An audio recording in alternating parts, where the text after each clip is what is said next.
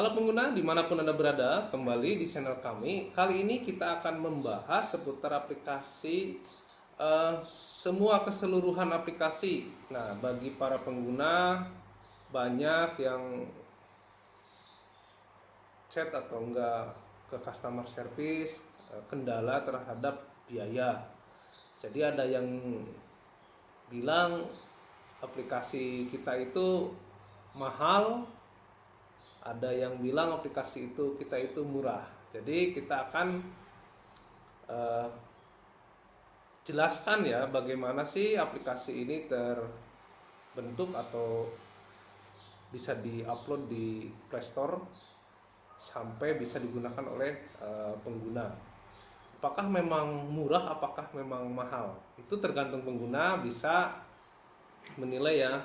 Kami hanya menjelaskan bahwa membuat sebuah aplikasi itu tidaklah mudah. Perlu diketahui, aplikasi yang kadang dianggap sepele itu dibutuhkan beberapa keterampilan dalam membuatnya. Jadi ini tentang bahasa pemrograman ya. Jadi itu yang pertama. Kita harus mengetahui tentang beberapa bahasa dalam pemrograman. Ada Java, ada JavaScript, mungkin untuk saat ini mungkin ada pengembangan lagi dari Flutter atau Python ya. Itu jadi tentang bahasa pemrograman itu harus benar-benar menguasai. Terus berikutnya harus memahami tentang sistem database ya. Jadi itu perlu diketahui juga bahwa setelah mempelajari atau menguasai pemrograman itu harus belajar juga tentang sistem database ya. Yang berikutnya tentang manajemen server. Nah, itu juga harus diketahui karena jika tidak harus mengerti tentang manajemen server itu nanti data tidak akan aman. Jadi data-data pengguna bisa di bahasa sekarang mungkin di hacker ya. Jadi jika tidak bisa untuk melakukan pengamanan terhadap data pengguna juga nanti akan bermasalah. Berikutnya tentang desain. Nah, desain juga harus bisa, seperti kan kalau di Ekios kita itu untuk Ekios Smart logonya seperti apa, Ekios Owner yaitu seperti itu ya. Untuk Ekios Pos Online yang terbaru ya beda lagi. Dan itu memang karakternya berbeda ya. Jadi karena aplikasi dibuat sesuai dengan tujuan dari aplikasi ini dibuat. Dan masih banyak yang lain yang perlu dipelajari dalam sebuah pembuatan aplikasi. Untuk berikutnya, untuk bagaimana sih untuk mendevelopnya, setidaknya itu dibutuhkan 3 orang senior atau 3 orang yang sudah paham tentang pemrograman. Kurang lebih pengalaman yang ideal menurut kami itu 3 tahun. Jadi satu orang developer itu kalau sudah berjalan lebih dari 3 tahun ya bisa dianggap itu programmer senior. Kalau di bawah itu kami kira sih belum ya, karena prosesnya itu memang butuh waktu yang cukup lama untuk dari mulai aplikasi itu dibuat, aplikasi itu jadi, aplikasi itu diriset, aplikasi itu dijual, dan kita masih harus melihat bug ya bahasanya itu ketika sudah launching. Oke. Kalau 3 orang senior ini itu harus satu programmer yang menangani server itu harus ada atau enggak harus paham ya, itu untuk untuk back endnya. Nah, untuk programmer yang front end ya, untuk menangani aplikasi Androidnya. Jadi harus menguasai itu juga. Yang ketiga adalah programmer front end yang menangani aplikasi web atau website. Nah, jadi itu butuh 3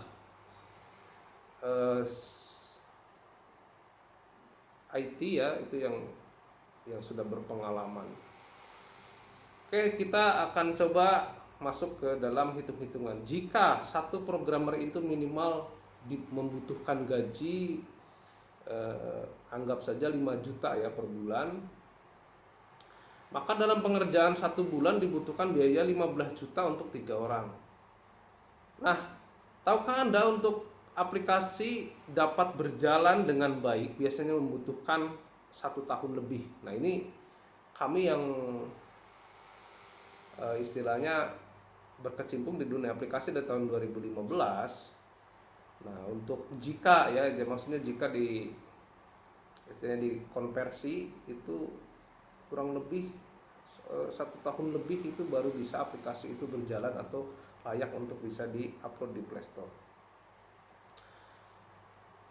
Jadi untuk biaya pemrograman dapat dikalikan saja 1 programmer atau enggak 3 programmer kali 12 ya. Jadi 15 juta dapat dikalikan 12 bulan ya, sekitar menjadi 180 juta, dan itu belum tentu aplikasinya juga berhasil.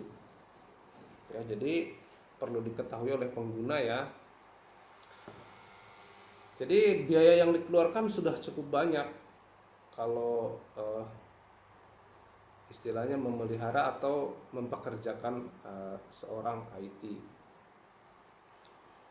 Belum biaya-biaya pendukung seperti peralatan, seperti biaya eksperimen ya. Jadi itu eksperimen itu riset, jadi dieksperimenkan dulu aplikasi. Role-nya aplikasi adalah dibuat, terus tujuan pasarnya itu nanti apa. Setelah selesai, kalau untuk yang istilahnya usaha retail itu ya harus dihitung atau enggak analisa kebutuhan untuk sebuah usaha retail itu apa saja, bukan hanya penjualan dan pembelian. Nah, jadi menurut kami aplikasi kami itu sudah sangat kompleks sekali, lengkap dari mulai toko online-nya juga ada, toko offline-nya juga bisa, stok terinclude ke toko atau toko offline-nya itu masih bisa mengurangi stok karena tidak gampang hal seperti itu ya. Baik, jadi anggapan atau enggak selama ini jika para pengguna istilahnya bisa menilai aplikasi ini atau aplikasi kami itu bisa dianggap mahal atau murah ya. Jadi silahkan bisa menilai sendiri ya. Untuk saat ini aplikasi dari Genta Tekno itu yang terupdate adalah Ekios Pos Online secara transaksi untuk kasir ya, karena di dalamnya itu atau enggak di aplikasi itu bisa di